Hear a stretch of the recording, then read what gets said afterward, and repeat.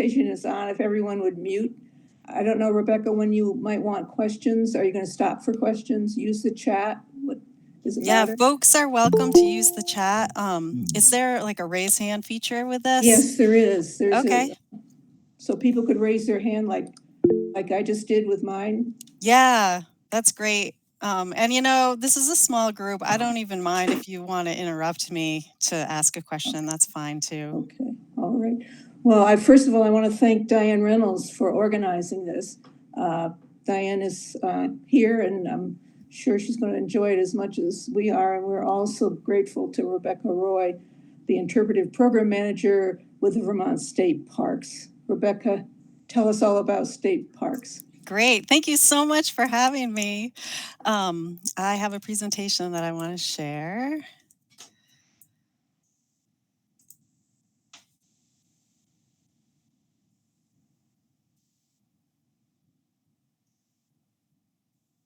Great. Can everybody see that okay? Yep, I can see it. Awesome. Okay, so thank you for that warm introduction. Yes, indeed, my name's Rebecca Roy. I work for Vermont State Parks, and I put up my contact information in case you would like to get in touch with me in the future with any questions that you have about anything that I talk about today or anything state park related. So, whoops.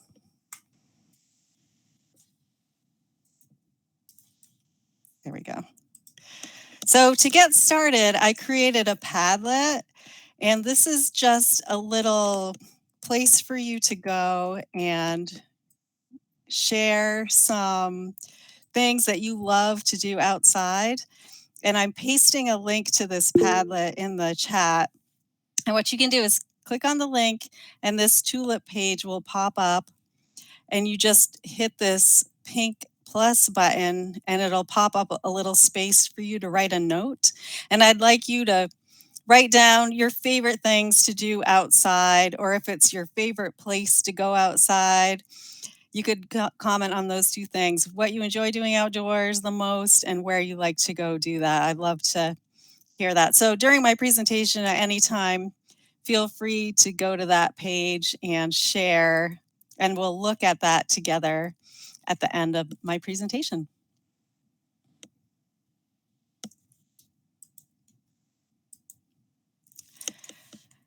We are about to explore how Vermont is a beautiful, special place, and our state park system is a showcase for that.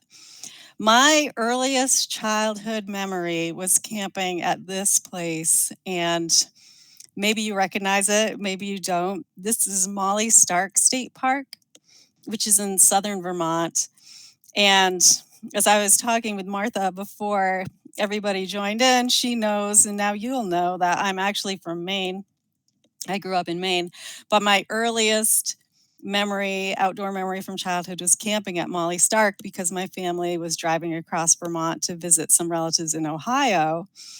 And I have this memory, and only a couple years ago did my dad tell me, oh, that was at Molly Stark State Park that we went camping.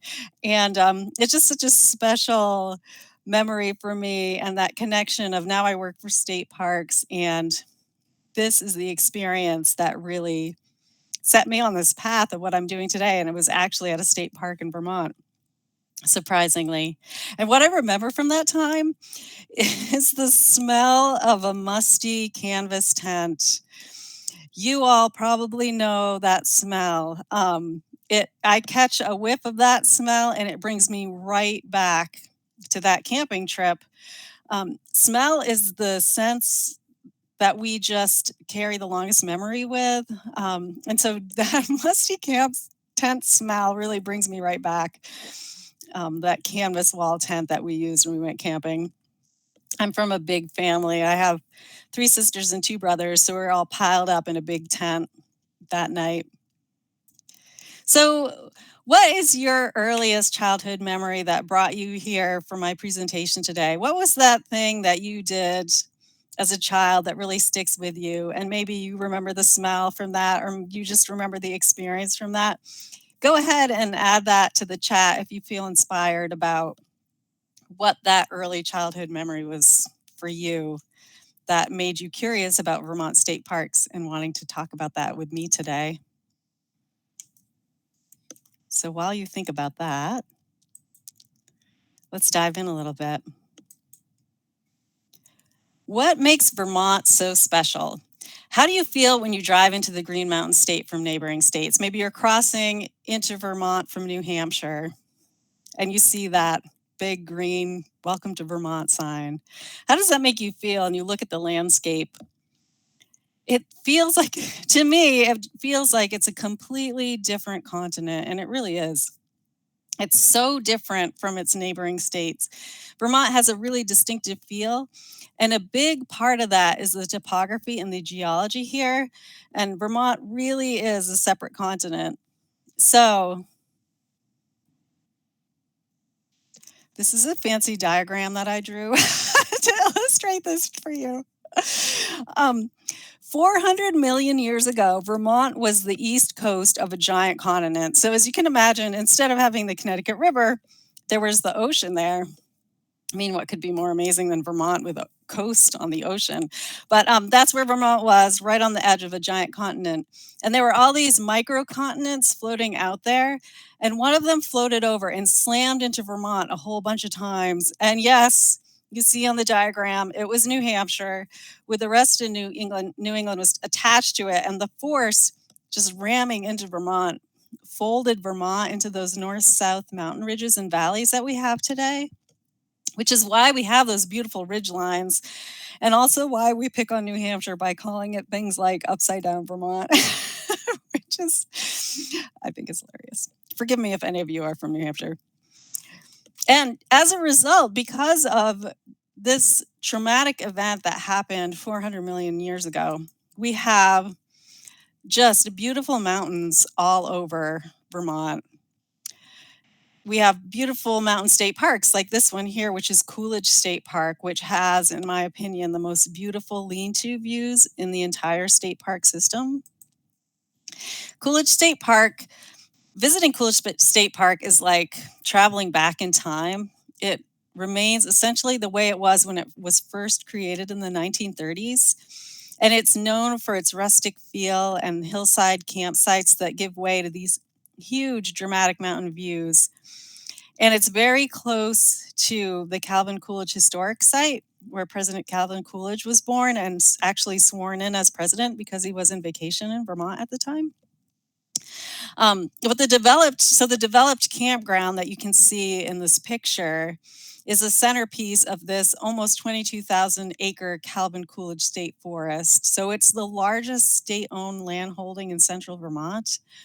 And it's the only state park in Vermont that there's an entire campground loop that's just lean-to campsites. So it's all lean-tos in that loop. And they just have those long views of the Black River Valley and the Green Mountains. And yeah, I say it is just like the most beautiful views from those lean-tos. And there's so much to explore in there. There are a lot of trails within the park. There's a beautiful picnic shelter. They have a little nature center, and it's also just full of wildlife because it's such a large forest block there. So really a unique spot, and very close to Camp Plymouth State Park, which has one of our nicest beaches too. We also have a state that's rich with those north-south river valleys because of that mountain building that happened when New Hampshire ran into us a bunch of times. And the Western Abenaki people have lived here in Vermont for over 10,000 years. They continue to live here today.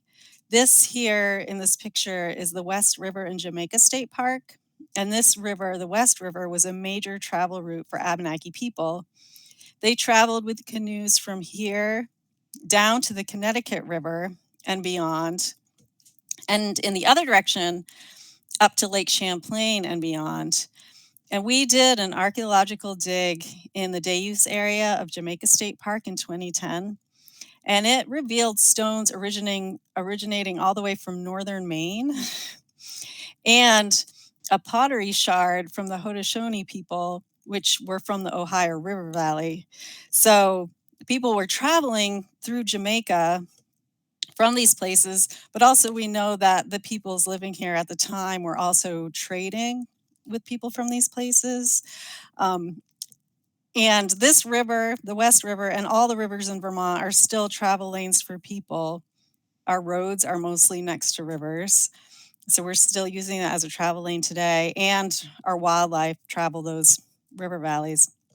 That archaeological dig was so cool. They found this layer in the earth that was just black charred from the amount of fires that had been burning over the years in this one spot in our day use area right next to the river. And it's just so interesting because they found things that were thousands of years old. So for thousands of years, people had been living there in that place. And even though there were a lot of other things that happened in that area, it was still preserved.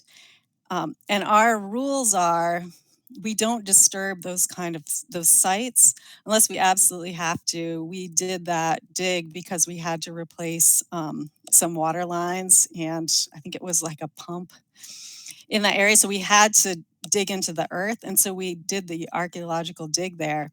But we know that, okay, this is that one small place. And then that whole rest of that day use area. So there's a parking lot, there's a playground, there's a trail.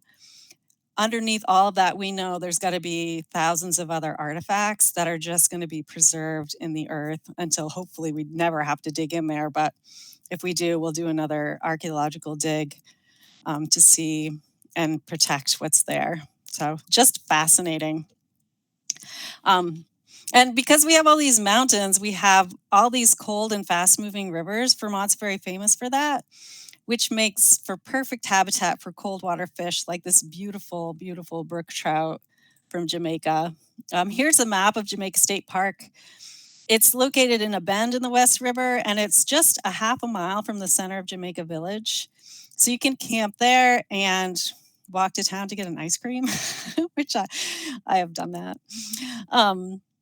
It's really popular for camping. We have some really nice lean-tos that are right on the river, but it also has really nice trails. And there's a trail that walks right along the West River that's fully accessible, and it's really nice for bike riding.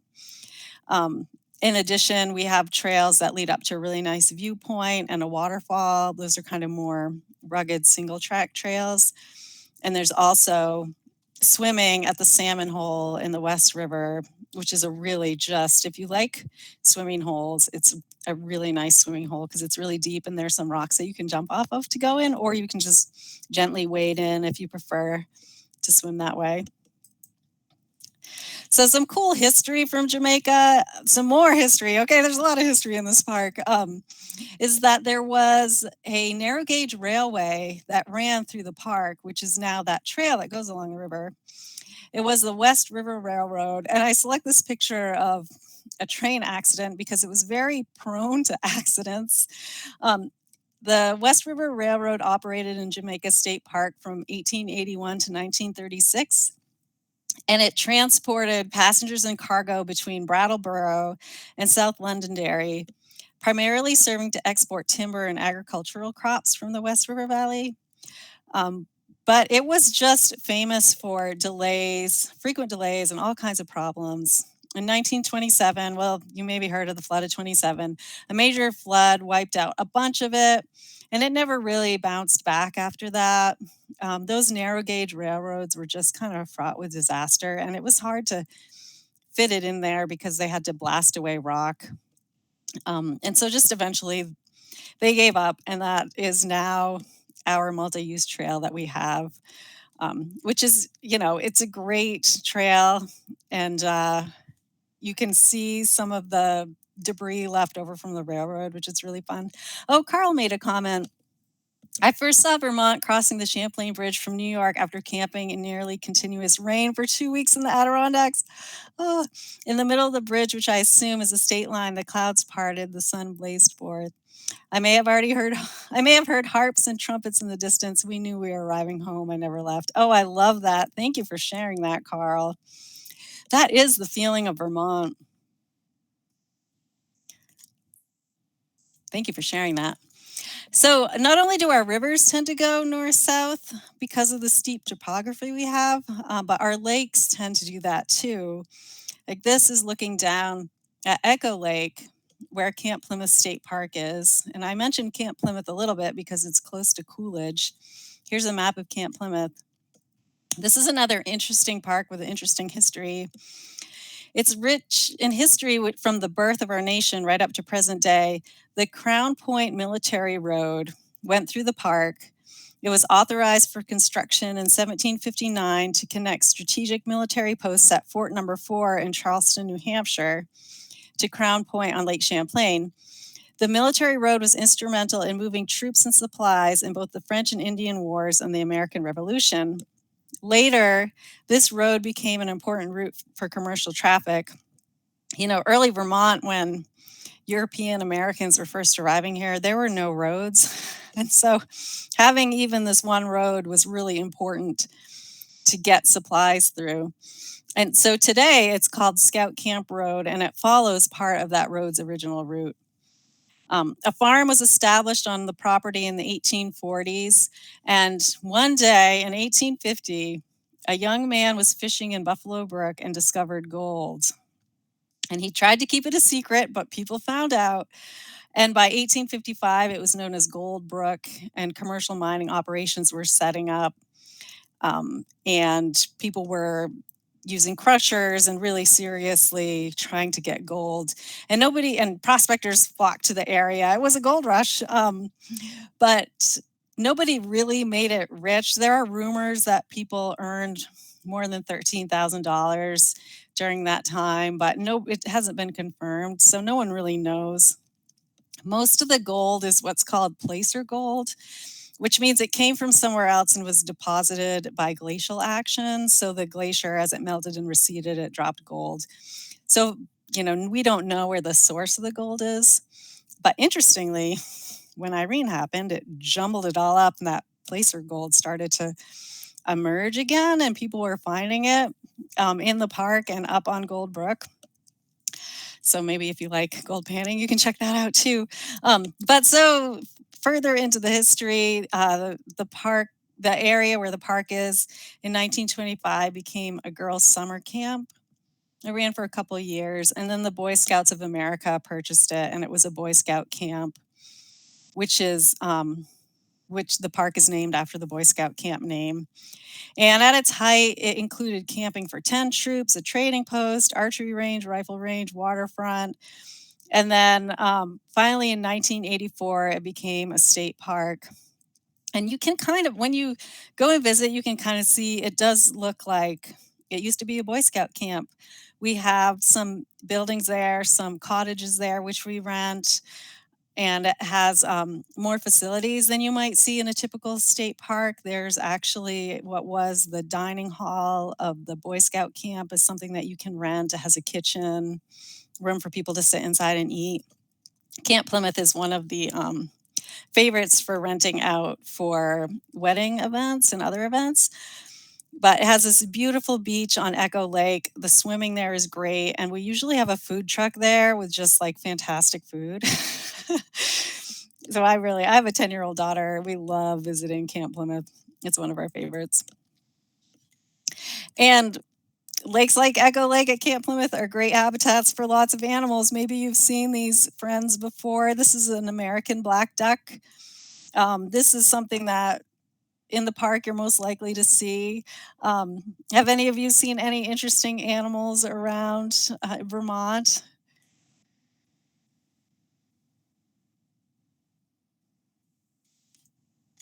You can share if you want, or you can pop in the chat if you have a favorite Vermont animal that you've seen recently.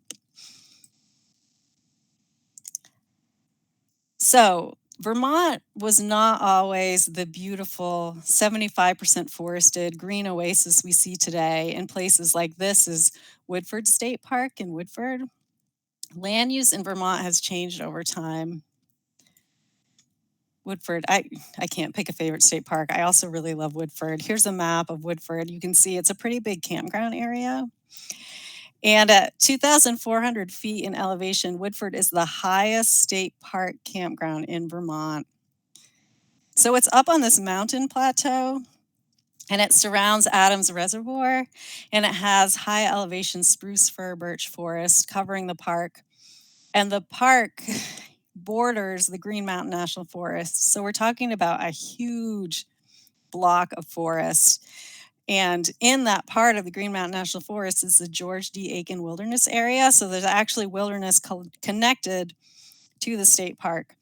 So Woodford is a very popular destination for camping, hiking, boating, wildlife viewing, and fishing. Adams Reservoir is 23 acres in size, and it's great for trout fishing because it's stocked with trophy brook trout every spring. And it's one of those tannin-rich kind of ponds.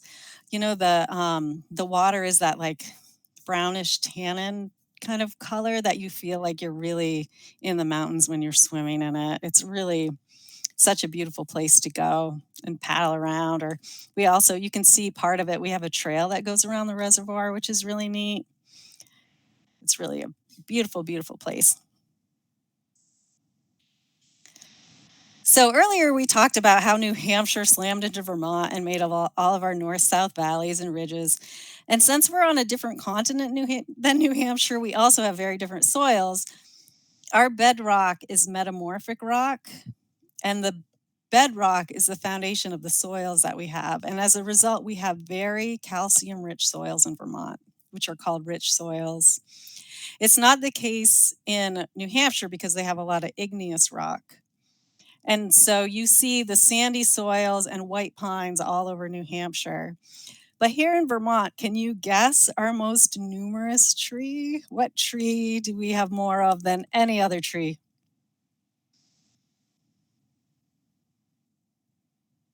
Anybody have a guess? I don't know, the maple? Yeah, good job, Diane.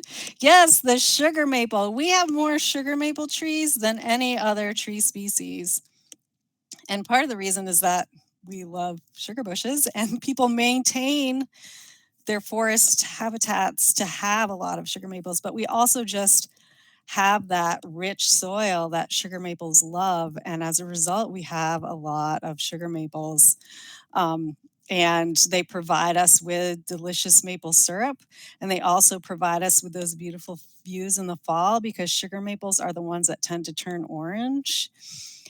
Red maples tend to turn red, sugar maples tend to turn orange, and you just see the hillsides light up with that orange. That's all of our sugar maple trees. So these rich soils that we have in Vermont is what attracted European settlers into the woods of Vermont. Rich soils means it's better growing than it would be in a place like silly New Hampshire with their igneous rocks. Sorry, I'll stop making fun of New Hampshire any moment now. So these rich soils in turn bring us beautiful ephemeral wildflowers this time of year, or very soon we'll start seeing these in the woods. They open in the forest before the tree leaves emerge. And this is red trillium, and they'll be blooming across the Vermont woods very soon. The reason why these wildflowers open up before the leaves come out is because if you're walking through the woods in the summertime, you're walking in the shade, and it feels so nice to be in that cooler, in the shade space when it's really hot out.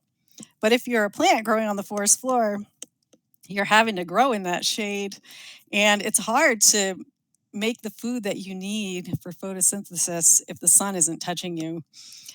And so the strategy that these ephemeral wildflowers have is to come out with their leaves, make their food, grow their flowers, get ready to make their fruits and their seeds before the trees hog all the light. And that's why the most beautiful flowers that we have in our forests of Vermont are going to bloom and emerge before the leaves do. So you can look for them.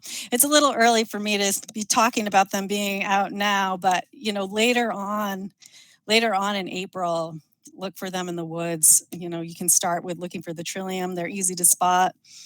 Later on in the summer, you'll see them in the forest floor, and you'll see those 3 leaves, which is how they get their name, and then a red berry on them, and that's how you know it's trillium. But there are others, like this Canada Mayflower.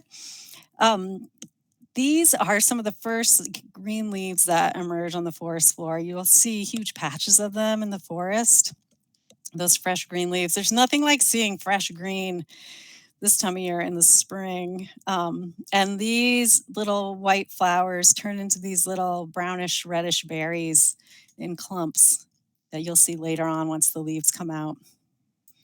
So, what's your favorite spring wildflower? What a difficult question. Oh, somebody saw a muskrat and a bald eagle. Oh my gosh, loons. I love loons so much. Thank you for answering that question. I'm already on to the next one. What's your favorite spring wildflower? I've got a couple here in this picture. One is bloodroot, which is on the top left of this slide. And they usually come out really, really early. They're some of the first ones. And you can look for those. And also, I've got the trout lily, which I love. They have that spotted leaf that they're called trout lily because that spotted leaf looks like a trout's belly. It's sort of modeled like a trout might be. The little pink striped ones, those are spring beauties, which I just love the name of them. Spring Beauty. We all want to see Spring Beauty. And then the wild Columbine is another one that tends to grow in sort of like rocky, ledgy areas. Oh, somebody said there's certainly more Pinus strobus than Acer in Vermont. That's temporary, a function of colonizing fallow fields which lose their pines. Yeah, that is true, but if looking at stem per stem of the trees that we have, we do have more sugar maple trees in Vermont than other species. But it's true, the first colonizers of open field areas tend to be, for trees, tend to be white pine and white birch. That is definitely true. Oh, trout lily. Yes, Hillary, I agree. I love the trout lilies. Those little yellow nodding flowers. It's so beautiful. Okay, so did these friends grow in Vermont earlier? Probably not. This is 1850 Vermont. Because of settlement, Vermont was 80% deforested by 1850 instead of the 75% forested we have today. 80% deforested. So the European folks that moved to Vermont, they just followed slash marks through the forest and settled, and they ended up settling on the hills. They built hill farms, which to me feels kind of illogical. Like if you're going to settle someplace to farm, that maybe wouldn't be where you'd want to go. But the reason they did that was because clearing the trees was easier up on the hills. And also the risk of flooding was less. Because even then there were periodic floods that happened and rivers were moving a lot more naturally, and so it was a risk, and you would lose everything if you were flooded in 1850. So folks built hill farms and started clearing land because they had to grow all the food that they needed to survive. There was no running down to the Hannafords to get what you needed. And they also had to burn a lot of wood. That house that you see in that picture did not have blown-in insulation in it. And maybe some of you burn wood to stay warm or supplement. How many cords of wood do you think these folks in 1850 Vermont burned per year? They were using it for heating and for cooking. What do you think?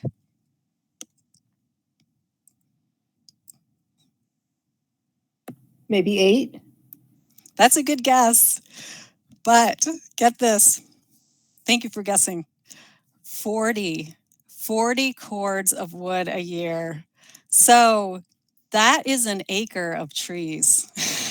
And they weren't using chainsaws. They're hand felling, hand cutting, hand splitting 40 cords of wood a year to just survive and stay warm and cook for their families.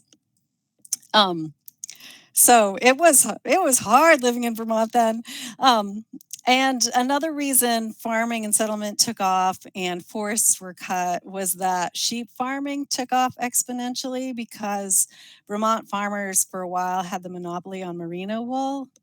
And that is just like the warmer than warm wool, like darn tough socks are merino wool. And when it was so cold and you were burning 40 cords of wood, like having wool clothing was pretty important. um, but so in 1837, there were 1 million merino sheep in Vermont, and that is more sheep than we have people in Vermont today. But eventually that competition opened up, and Vermont no longer had the monopoly. And then folks in Vermont started to abandon their hill farms and move out west to the Ohio River Valley, where all the soils are a lot richer and the topography is much more farm friendly, just like those wider valleys with the richer soil. And so the mark of those early settlers here were left on the landscape, and you see the evidence of them all over the woods and in many state parks across the state.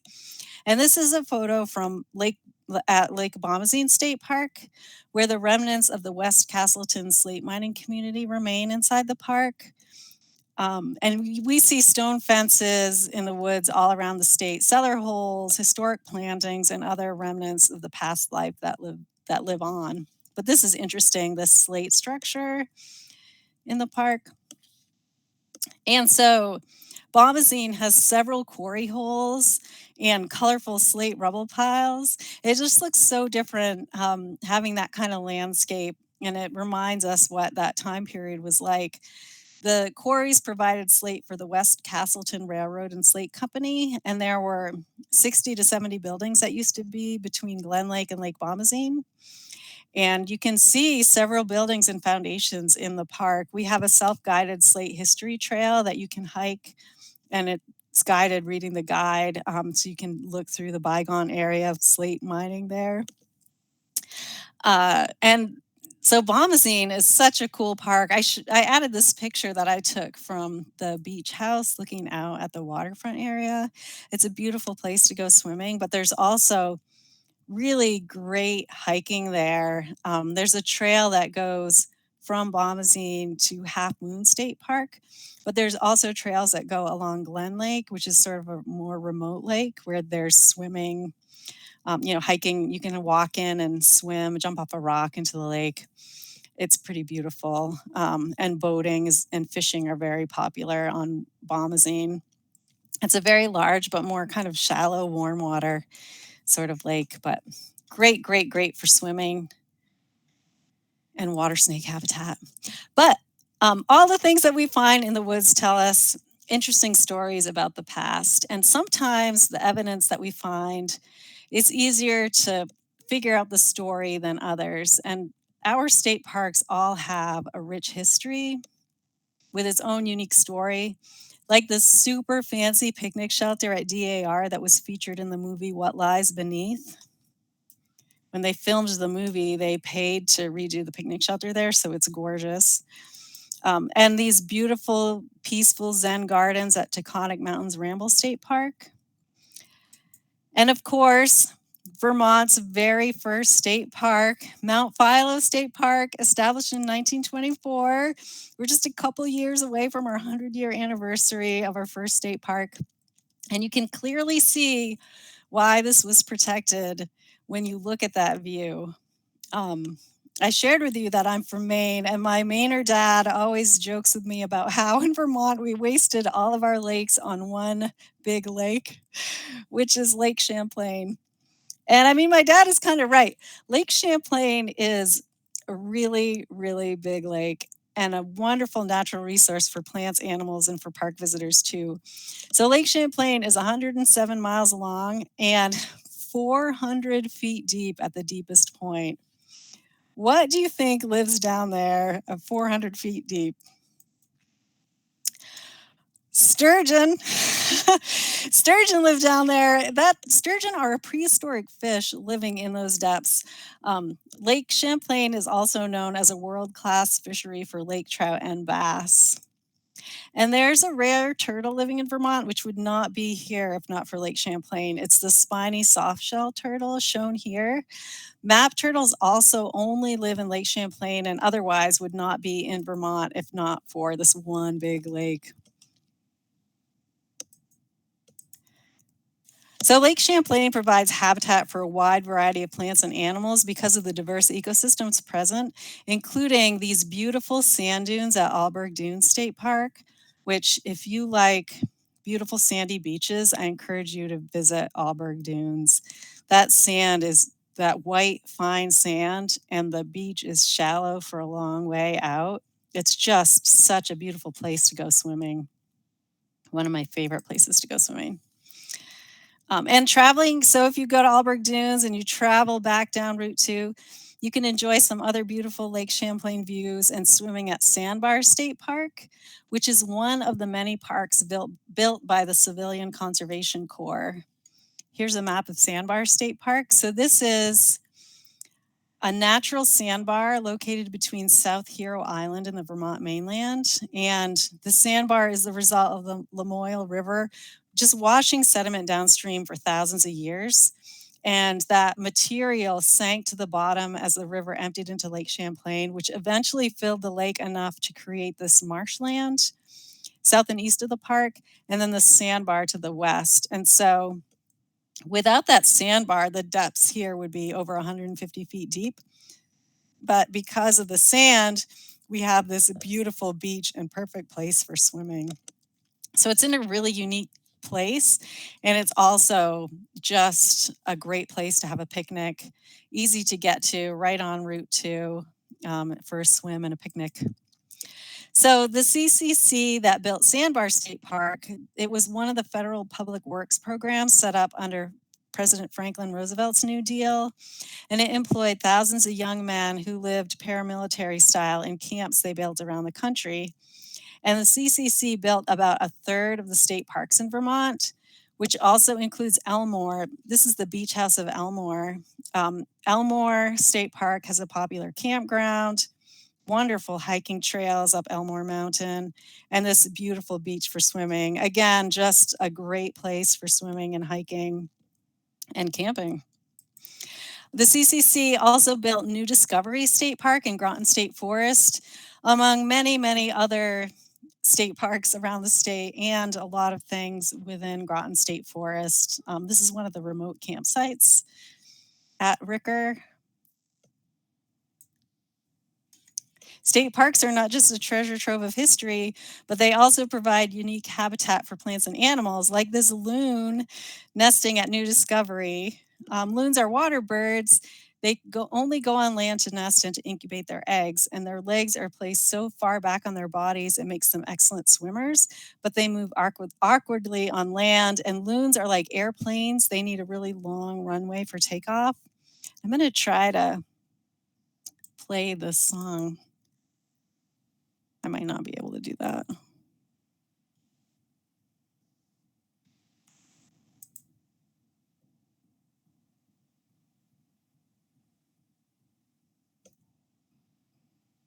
Can you all hear that? No? Okay. Well, imagine the sound of a loon singing. It's one of my favorite sounds from the summer. So my apologies. I had a couple songs that I wanted to play for you, but maybe you recognize this bird. This is the Vermont State bird, which is the hermit thrush. And hermit thrushes are well known for their beautiful songs. The thrushes have a unique ability that other birds don't have, and not even all thrushes have them because robins are a kind of thrush, but they can sing two notes at the same time. So it's just such a rich melody. And I think that's probably why it was chosen as the Vermont state bird. I have some personal feelings about choosing a bird that doesn't overwinter here. But it is, I love hearing them when they first show up, and they'll probably be here later on in May. You can listen for hermit thrushes in the woods at that time because I unfortunately can't play you the song right now. Ooh, has anyone ever seen this friend? This is the eastern newt in its red F terrestrial stage. And this species has 3 distinct life stages. So it's a larvae in the aquatic setting, so in ponds. And then it crawls out of the water and it's a terrestrial juvenile or eft. And that's what we're seeing here. And then it goes back into the water as an aquatic adult. And they are more of a greenish brownish, but they still have those spots on them. So, and during the last stage, they can only live in water. So 2 to 5 months, they develop into this terrestrial F. And that's what you'll see in the woods walking around. And they really stand out. They'll be moving around in the woods really soon, so watch out for them. They'll crawl onto our trails, and you definitely don't want to step on one. And here's one of my favorite frogs, the wood frog. Very soon, they're going to be laying their eggs in vernal pools, and this is unbelievable. These frogs freeze completely in the wintertime.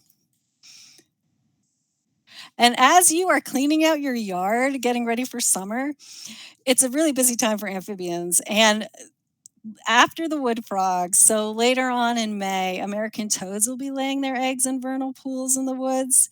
Keep an eye out for them because their eggs are so cool. They look like telephone cords. You know, those like when we used to have telephone cords that were like the springs. That's how they lay their eggs. It's this gelatinous thing that looks like a telephone cord, and you can see the little black egg embryos inside, but you can pick them up and actually spring them like a spring. It's so cool. So watch for those friends very soon.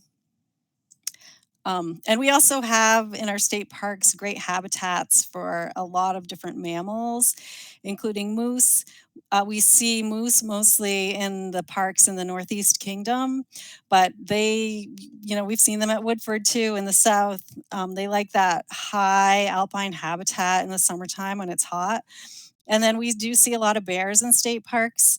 Unfortunately, sometimes they become a nuisance, but we like to peacefully get along with them. And we work hard to educate our visitors about properly taking care of their food and their trash to not attract bears.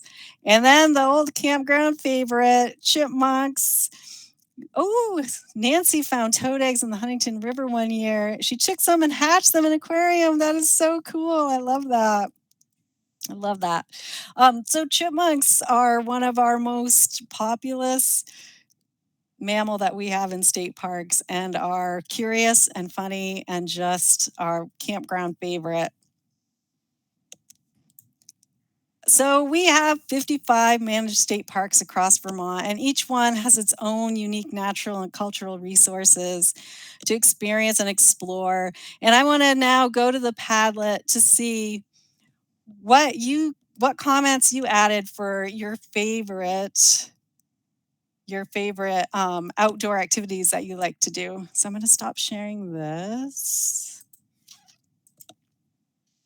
Oh, we've got one. Let's see what I can do if I can share that.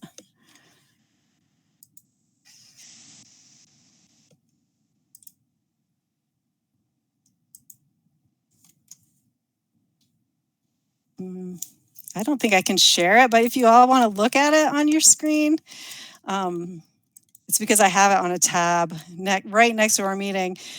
So somebody said, ooh, kayaking. I love that. I love canoeing too. And somebody said, my parents took the 5 of us on hikes when we were kids. I used to hike trails and stay in cabins on the long trail when I was in high school. Oh my gosh, I love that. That's so great. Somebody with the same amount of siblings that I had. Okay, in our last 14 minutes together. Oh, amphibians will be moving tonight. Carl said, warm rain, dark night, just what we've been waiting for. Yeah, it's the big night. That's exciting. Thank you for that comment. So you can go ahead and unmute if you want to either ask a question or share a little comment or story about your experience in a state park or about any of the things that I talked about.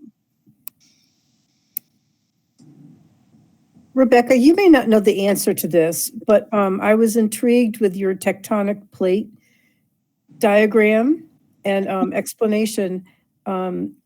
So if New Hampshire slammed into Vermont, who the heck slammed into New Hampshire? You know what? Oh, that is so interesting, Diane. So New Hampshire was attached to the rest of New England. So for me to lay blame on New Hampshire is just my personal issue with New Hampshire. But that is so interesting because the mountains in New Hampshire were formed by volcanic activity. So completely different, except, Oh, except that Mount Ascutney was formed at the same time and in the same way as the whites were. So they weren't, New Hampshire wasn't squished and folded, but it was actually violent, volcanic, hot magma pushing up to create those mountains. And Mount Ascutney was created at the same time in the same way. So Mount Ascutney is more similar to New Hampshire than it is to Vermont, which, is very obvious because it is a mountain all by itself. It's a monadnock, where the rest of our mountains are all these ridge lines. And Ascutney is kind of out by itself in that same way. But yeah, that's an excellent question. It's just such a different landscape, all that granite. right. One other question. Yeah. Did you, I had to leave I had to walk away for a minute or so, and I was wondering, did you ever show a map of all the state parks in Vermont? No, I didn't do that. That would have Did been you an chance awesome have idea. Where are they more sprinkled? Are they more in the south? Are they sprinkled pretty evenly all over the state? They're pretty evenly spread out all over the state. And so what my boss says is that wherever you are, you're within half an hour drive of a state park. Where I live, I'm in Randolph. I live in Randolph, and I've got Ellis State Park, which is 20 minutes north, and Silver Lake State Park, which is 20 minutes south. So maybe that's true. But yeah, so if you go to our website, which is vtstateparks.com, you can actually search state parks based on the activities you want to see, and a map will pop up that of listing all the state parks. Like if you want to go hiking or picnicking or swimming, you can select those things and see them. Thanks. Martha speaking. When I was younger, I lived in Indiana, so most of my camping experiences were out there. And one of the most dramatic parks is Turkey Run State Park, which is an old growth forest. Ooh, cool. I've never, so in Vermont, what you just described, we don't have many old growth forests. And it was just an amazing experience to be in that park and to have those huge canopies over your head. And yeah, that's so cool. The forest is so different when it's old. And Martha, I'm so glad you brought that up because Gifford Woods State Park has old growth forest in it. That's in Killington. And so in Vermont, there's not much. And most of the old growth is like up on a mountainside, these little trees that look really small. They're just etching out their life here on the side of a mountain, but they're old growth because they're of a certain age, right? But we don't know why this parcel of forest was not cut in that at Gifford Woods State Park. And so we have old growth there. And there's a natural area that you can't visit, but we have a trail that goes by some trees that are so old, and it is so cool. And it's a really easy little hike. We have interpretive panels telling the story, but there's some massive trees. It is so cool. And so that is in Killington. It's right on Route 100, just north of Killington, north of Killington, north of Route 4. Definitely check it out. Yeah. Rebecca and Martha, sorry to interrupt, but I just wanted to let everybody know, speaking of old growth forests, next Tuesday at 1:30, we are having a speaker on old growth forests, some in Vermont and some in New Hampshire. So just wanted to let everybody know that that's on the docket. Awesome, that's so cool. So you'll probably learn more about that Gifford Woods parcel. It's really cool. I encourage you all to go visit it. I mean, with 55 state parks, I could have talked to you for 5 hours. I tried to hit the highlights. Anybody else have a story to share or a question that you're wondering about? I was just going to mention, as far as the forests are concerned, Vermont was a huge contributor to the lumber industry also. Yeah. With Lake Champlain, we used to send the lumber up to Canada and down to New York State, and the production of potash. Oh, yeah. And that's part of, besides the sheep industry coming in, that's part of where our trees went. Just cut them down, burn them up, and make potash. Yeah, you're absolutely right, Ray. Yes, there are a lot of factors. I definitely simplified that, but yeah, that is part of the story too. And that's what Smuggler's Notch, they were smuggling potash. That's one of the things they were smuggling through there. Do you have a favorite park? Oh my gosh. I really can't choose one, but I shared that I'm very close to Ellis State Park. That's one that I visit the most. I have a 10-year-old daughter, and we go up there all the time to go hiking. And there's a fire tower that's right in the Dace area, so you can drive right to it and walk right up. There's no hiking involved. You just except climbing up the fire tower, and you just get incredible views. You can see all the way to Mount Washington on a clear day. So I do love Ellis. It's my sort of local park. But for camping, I really love Brighton State Park in the Northeast Kingdom. There are 2 lakes there. There's hiking trails, and there's a natural red pine stand with the Vermont State Champion Big Red Pine is there. Yeah, we did go to Ellis State Park last summer. When it finally the COVID was going a little. It was my whole Alpha Delta Kappa group.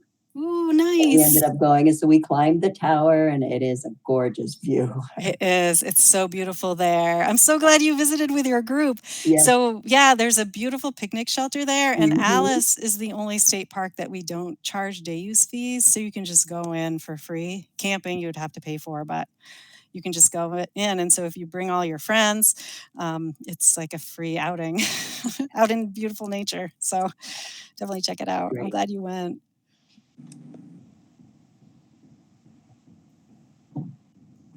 I have a good friend who just loves Vermont State Parks, and she just buzzes from one to another, or she did, in her camper van. Oh yeah, that's nice. Volkswagen camper van. She knew more about. She was from out of state, but she knew more about the Vermont State Parks than I did, and I've lived here most of my life. And actually, she's now become a ranger. I think she's going to be working at DAR this summer. Oh my gosh, wonderful. Oh, DAR, I shared a picture of that picnic yes, shelter. I saw there. that. Yeah, I saw that. Yeah, that's a very quiet, peaceful park. There's some beautiful ones over there, Button Bay, I really love. There's some really cool fossils in the rocks there and rare plant communities and a lot of birds. It's a big birding area as well in that whole part of the lake. Yeah, Carl just threw something up. I was going to mention it also. We're all seniors. Right. And what about the pass? Yes, so you can get a Green Mountain Pass from your town office. And I should know this. I think it's $5. And then you get free day entry into state parks. So you don't even have to worry about the Alice thing. But if you want to bring younger people with you, then Alice is a good choice.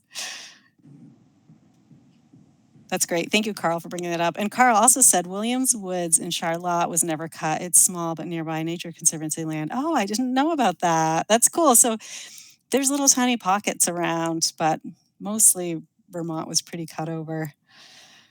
But look what, the forest charges on. You leave things alone and the forest wants to regenerate in Vermont. Okay, $2 for life. And Carl's town clerk doesn't charge at all. Nice. That's great. And Carl, where do you live? No, I'm just kidding. You all can share that when I'm gone. Oh, this is great. So many good stories. Just a funny side story. Yeah. I had a chance to visit my brother who lives in Volcano, Hawaii in October. Ooh. And there, the quote unquote old growth trees are the ones that the lava flowed around. Oh my word. So there are little pockets of, I used to know the name for what it was called. I've forgotten, but there are little pockets of areas that were like on slightly elevated land the lava flowed around it, so older trees were preserved as opposed to being burned. Right. That was kind of Wow. funny. Kind of That very, is funny. yeah. That's cool. Very different landscape. Okay, anything else anyone needs to share, wants to share, is wondering? I was trying to think, I think it was $10 for the federal pass Oh, right. for national parks also. But way back, but now. I mean, it was way back. I don't know how much it is now. Yeah. But, that's another thing for seniors to Yeah. get able to go somewhere cheap. Yeah, and Marshmallows Rockefeller National Historical Park in Woodstock is so cool. That place is awesome. They do tours of the mansion, but it's an outdoor museum of forest management history, and that's what I love about it. The trails are beautiful, and you can do an easy hike or a harder hike. It's such a cool place. Definitely encourage you to go there. And I think you only have to pay if you're doing a tour. I think if you're just on the grounds hiking and things, that you don't have to pay a fee at all. You can walk up that, I can't even talk, I don't know what it's called, but like it's a stage road that goes all the way through the park up to the top where you're looking down over the valley. It's a beautiful spot. It is a beautiful spot. It's such a cool place. I really love it there. And in the wintertime, they groom for cross-country skiing. Well, when there's snow. Winters when there's snow. Yeah. Cool. Well, I hope I see you out in state parks this summer, everyone. And feel free to reach out to me if you have any questions that pop up or you want any guidance for your tour of the state parks. And thank you so much for having me. Thank you, Rebecca. This was delightful. And wonderful. Thank you, Rebecca. Gorgeous presentation, Rebecca. Thank you.